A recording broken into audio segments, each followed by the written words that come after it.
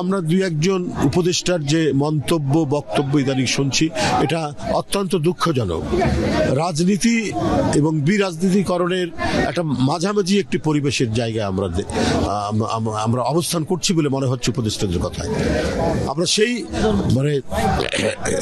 আপনার 7ই জানুয়ারির যে মহিউদ্দিন ফখরুদ্দিনের সময় যে পরিবেশ হয়েছিল, সম্পূর্ণরূপে বিরাজনীতিকরণের যে একটা প্রক্রিয়া, -2 থিওরির যে কথাগুলো এবং আলামতগুলো ফুটে উঠছিল, সেটারই বহিঃপ্রকাশ কিনা, সেটার এক্সটেনশন কিনা, এটা এখন মানুষ প্রশ্ন করছে, আমাদেরকেও প্রশ্ন করছে।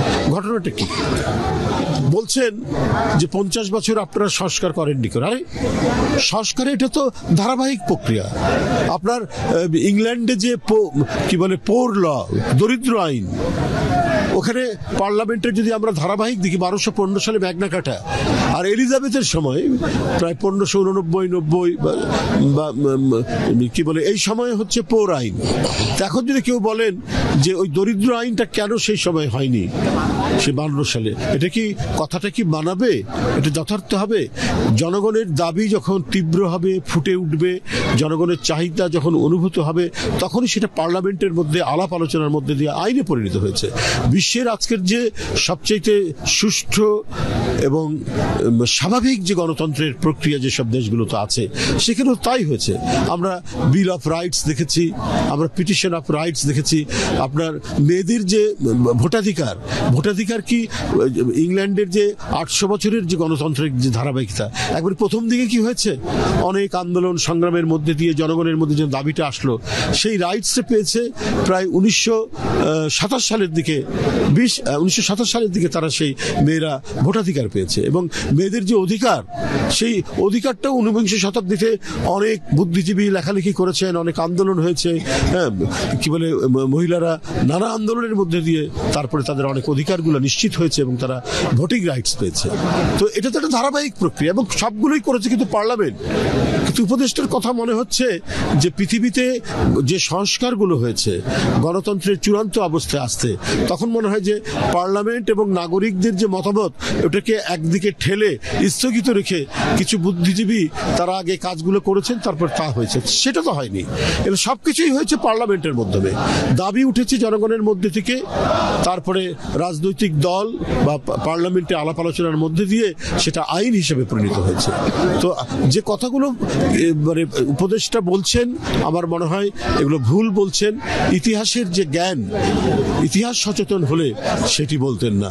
আপনার 1776 সালে স্বাধীনতার ঘোষণা দিয়েছে আমেরিকা, সেদিন তো আপনার হয়নি, কি বলে যে তাদের যে কৃতদাস প্রথা উচ্ছেদ হয়নি, প্রায় 100 বছর লেগেছে।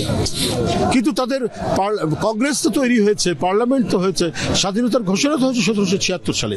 তারপর থেকে ওদের গণতন্ত্রের ধারাবাহিকতা আছে, কিন্তু কৃতদাস প্রথা উচ্ছেদ করতে প্রায় 100 বছর লেগেছে।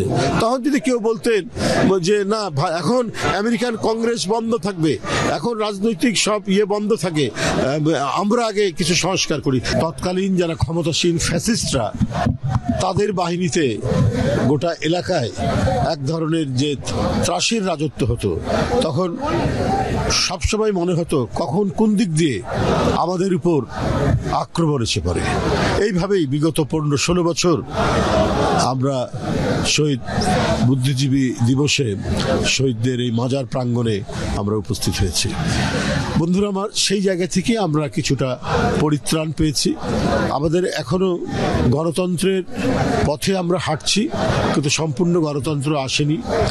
বাক স্বাধীনতা, বিচার বিভাগের স্বাধীনতা, এটা সম্পূর্ণরূপে প্রতিষ্ঠিত করতে হবে। এবং সর্বোপরি আমরা আজকের এই শহীদ দিবসে যে আমাদের মূল কথা, সেটা হলো যে অবাধ সুষ্ঠু নির্বাচন, অংশগ্রহণমূলক নির্বাচন, এটার জন্যই তো সংগ্রাম হয়েছে। সেই সংগ্রামের যে মূল চেতনা, সেই মূল চেতনা এখনো প্রতিষ্ঠিত হয়নি, সেটা নিশ্চিত করতে হবে। এবং দলের পক্ষ থেকে বারবার বলা হয়েছে যে আমরা একটা প্রয়োজনীয় যে সংস্কারগুলো একটা যৌক্তিক সময়ের মধ্যে এটা সম্পন্ন করার জন্য, তো সেটি এখনো সরকারের দিক থেকে বিভিন্ন কমিটি করা হয়েছে, সংস্কারের জন্য বিভিন্ন উদ্যোগ নেওয়া হয়েছে, সেটা আমরা কাজ চলছি। কিন্তু এখনো যে ডেডলাইন যেটা দেওয়া দরকার, সেটা এখনো দেওয়া হয়নি। আরেকটি বিষয় আমি আপনাদের সামনে উল্লেখ করতে চাই, সেটি হলো সরকারের মধ্যে ইদানিং, এটা তো অন্তর্বর্তীকালীন সরকার, এটা তো নিরপেক্ষ সরকার এবং একটি বিশাল গণজাগরণের মধ্যে দিয়ে সরকার হয়েছে। এদের মূল স্পিরিট থাকবে গণতন্ত্র, এটার মূল স্পিরিট থাকবে গণতন্ত্রের যে অপরিহার্য উপাদানগুলি আছে, আমি যেটা বললাম আইনের শাসন, বিচার বিভাগের স্বাধীনতা, সংবাদপত্রের স্বাধীনতা, এগুলো নিশ্চিত করার জন্য তাদেরকে আরো বেশি উদ্যোগী হতে হবে এবং অবাধ সুষ্ঠু নির্বাচন।